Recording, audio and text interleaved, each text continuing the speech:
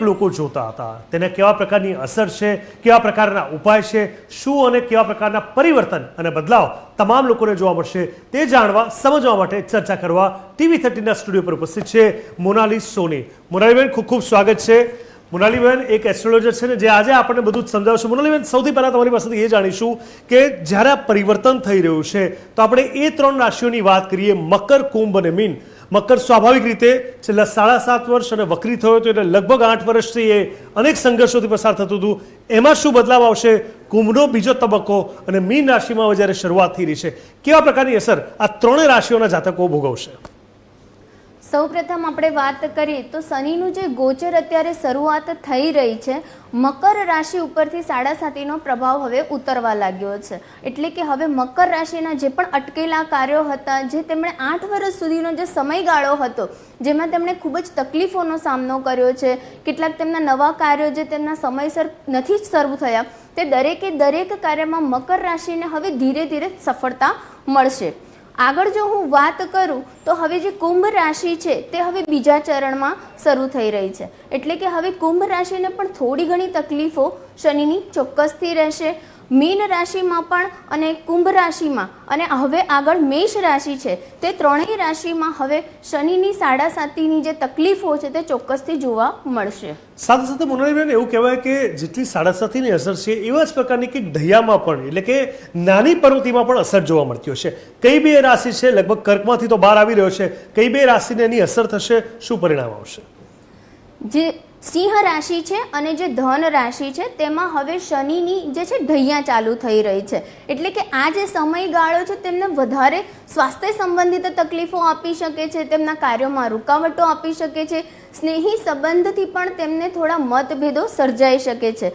જે કર્ક રાશિ હતી અને જે વૃશ્ચિક રાશિ છે તે બંને રાશિ ઉપરથી હવે જે ઢૈયાનો પ્રભાવ હતો તે ઉતરી ગયો છે અને હવે આગળ સિંહ રાશિ, જેના અષ્ટમ ભાવમાં શનિ છે, એટલા માટે સિંહ રાશિને વધારે સાવચેતી રાખવાની પણ ખૂબ જ જરૂર પડશે. બિલકુલ, ખાસ કરીને આ સેન્સિટિવ સમય પણ છે, સુખાકારીનો પણ સમય છે, બદલાવ અને પરિવર્તનનો પણ છે. તો તમામ રાશિ અને ખાસ કરીને જે લોકો કનેક્ટેડ છે, જેમ કે મકર, કુંભ, મીનની શરૂઆતમાં વાત કરી, એ લોકોએ શું અને કેવા પ્રકારના ઉપાય અને ક્યાંક કહેવાય કે પોતાના જીવનમાં તૈયારીઓ એ પ્રમાણે કરવી જોઈએ સારા ફળ માટે? જો શનિ મહારાજની વાત કરીએ તો તે ન્યાયાધીશ છે, તે કર્મના દેવતા છે. એટલે કે તમને તમારા જે પણ કાર્યો કરો છો, જે કર્મ કરો છો તેનું ફળ આપે છે.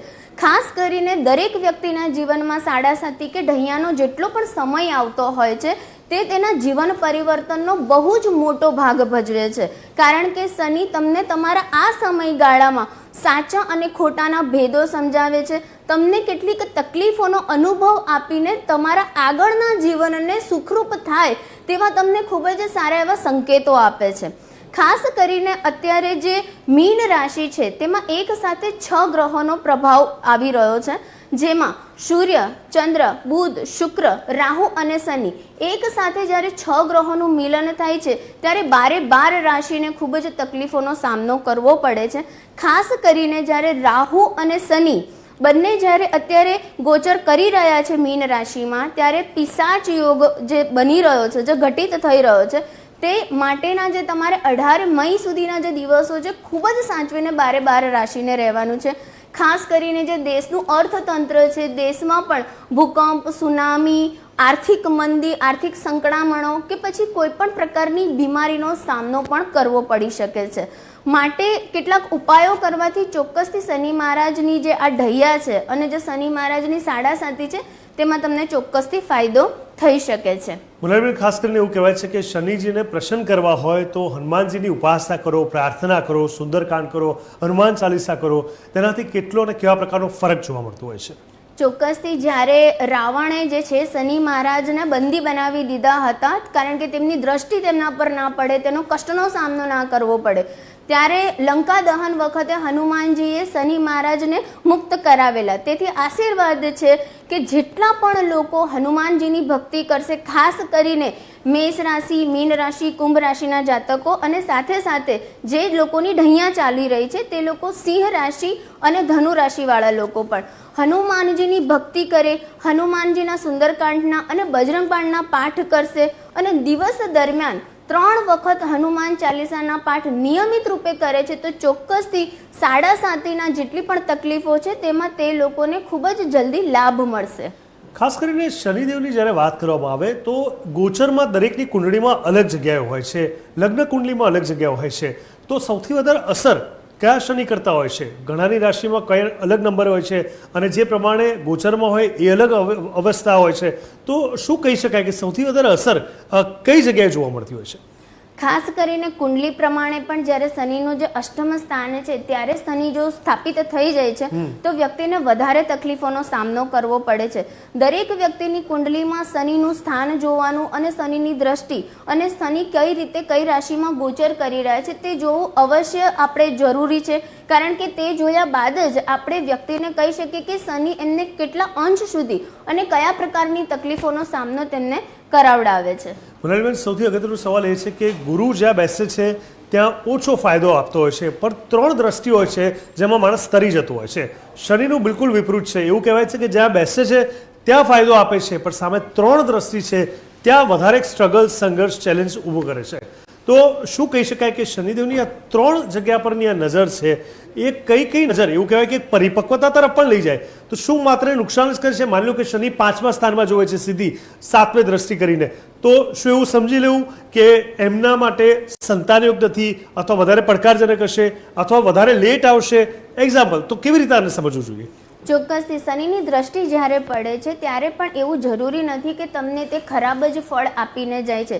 જે પ્રમાણે આપણે વાત કરી કે શનિ જે છે તે કર્મનો દેવતા છે, એટલે સાથે સાથે તમને તમારા કર્મનું ફળ પણ આપી રહ્યું છે. પણ સાથે સાથે તમારી કુંડલીમાં કેટલાક શુભ અને અશુભ ગ્રહોની સ્થિતિ જોયા બાદ તમને શનિ કઈ રીતે તેની અસર કરશે તે ચોક્કસથી કહી શકાય છે.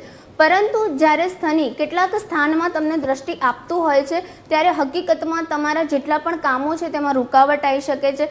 ખાસ કરીને જે લગ્ન વિવાહ છે જે તમારા 7મ સ્થાનમાં પણ બેસી જાય છે તો તમારા વૈવાહિક જીવનમાં પણ તમને રૂકાવટો આવી શકે છે અથવા તો કેટલીક તકલીફોનું સર્જન થઈ શકે છે. બિલકુલ.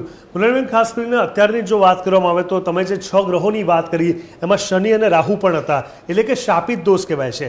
આમ કહેવાય કે શનિ જજનું કામ કરે છે, રાહુ કેતુ વકીલનું કામ કરે છે, પનિશમેન્ટ એ બે થકી જ લોકોને આપે છે, છતાં એ લોકો ભેગા થાય તો શાપિત દોષ. આ કેવા પ્રકારનું સંકલન છે? જે રાહુ છે ને તે શનિનો એજન્ટ છે, એટલે કે વ્યક્તિ જે પણ કર્મ કરે છે ને તે દરેક કર્મ ઉપર શનિ, રાહુ અને કેતુ ત્રણેયની દ્રષ્ટિ તો હોય જ છે. પરંતુ જ્યારે વ્યક્તિના કર્મો ખૂબ જ તે ખરાબ સંગતોમાં આવી જાય છે, કોઈનું ખોટું કરવા લાગે છે, અસત્ય બોલે છે, તામસિક વસ્તુઓનું સેવન કરે છે અને ખોટા સંબંધો તે વધારે આગળ વધારતો હોય છે, ત્યારે દરેક વસ્તુ ઉપર પહેલા રાહુની નજર પડે છે અને ત્યારબાદ શનિ તે કર્મનું તેનું પરિણામ તેને આપવા માટે આવે છે અને પછી તેમાંથી વ્યક્તિ બચવા માટે કોઈ પણ કોશિશ કરે છે, નથી બચી શકતો.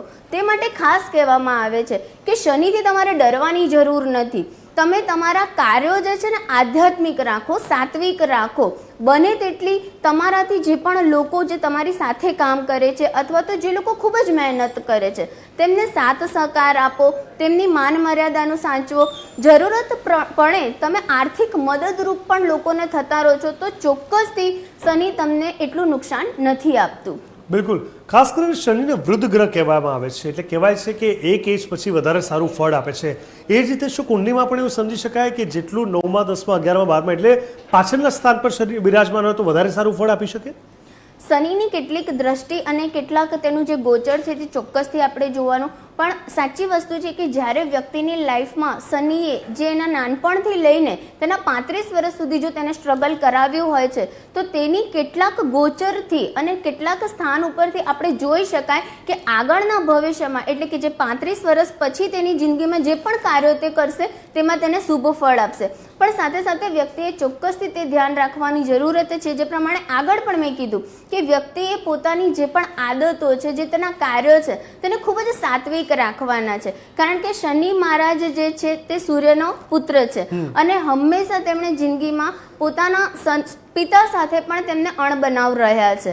તે માટે શનિ ખોટી વસ્તુ સહન નથી કરી શકતો અને થોડાક દિવસ કે આજે નહીં તો કાલે ક્યારેય પણ વ્યક્તિનો જે ખોટી વસ્તુ કરે છે તેનો પ્રભાવ શનિ મહારાજ ચોક્કસ આપે છે. બિલકુલ સાચી વાત છે અને કદાચ એટલે જ કહેવાય છે કે કર્મના દેવતા છે શનિદેવ. મોનાલીબેન અમારી સાથે જોડાયા અને દર્શક મિત્રોને રાશિ પ્રમાણે, ખાસ કરીને મોટી અને નાની પનોતી પ્રમાણે અને ઉપાયના ધોરણે આપે ખૂબ સરસ વાતચીતો કરી અને લોકોને માર્ગદર્શન આપ્યું. આપનો ખૂબ ખૂબ હૃદયપૂર્વક ધન્યવાદ.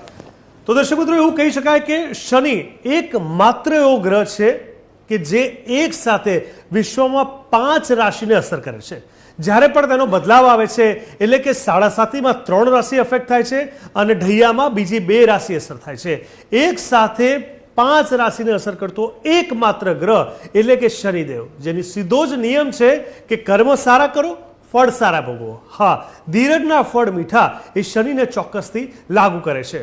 ચોક્કસથી આવતીકાલનો દિવસ ધાર્મિક રીતે, આધ્યાત્મિક રીતે ખૂબ જ જરૂરી છે સમજવો અને જાણવો, પરંતુ સાથે સાથે પડકારજનક પણ એટલો જ છે. આવતીકાલના દિવસે જેટલા ધર્મો તરફ વળશો એટલો જ તમને ફાયદો થશે અને આગળના સમયમાં શનિથી ડરવાની બિલકુલ જરૂર નથી. કર્મ જેટલા સારા કરશો એટલું જ સારું ફળ શનિ આપશે. આપ સૌને પણ આવતીકાલના દિવસે લઈને ખૂબ ખૂબ શુભકામના અને આ જ રીતે TV13ની અલગ અલગ ડિબેટ આપ માણતા રહો. અત્યારે TV13 વિશેષમાં બસ અત્યારે આટલું જ. રજા આપશો. નમસ્કાર.